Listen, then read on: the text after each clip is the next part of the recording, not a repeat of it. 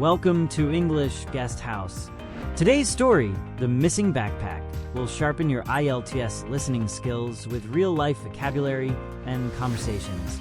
Let's begin. Sophie had always been an organized person. She was preparing for her IELTS exam and had a habit of taking her books and laptop to the local library every evening.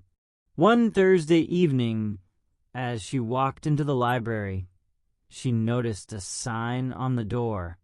Library closed on Friday for maintenance. Sophie sighed but decided to make the most of the evening. She sat at her favorite spot by the window and started working on a practice listening test. The topic was about a university student discussing her research project with her professor. Sophie listened carefully, jotting down notes about the student's timeline and research methods. 2 hours passed quickly, and it was almost closing time. Sophie packed her things, but as she reached for her backpack, she froze. It wasn't there. She searched under the table beside the chair and even checked the next table. No luck.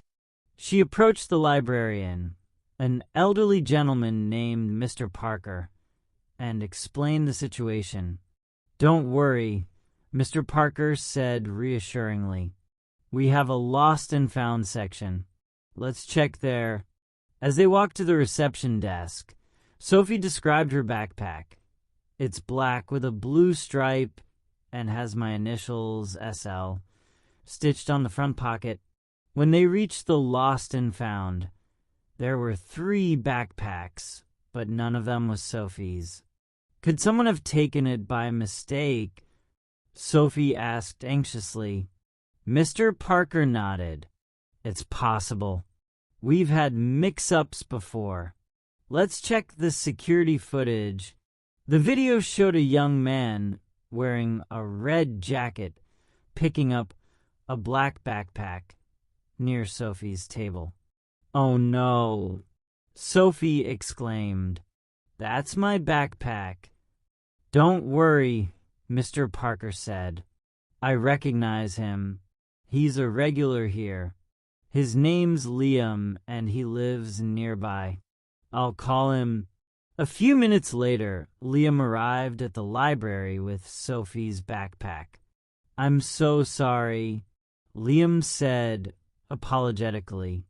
"I was in a hurry and didn't realize I grabbed the wrong bag."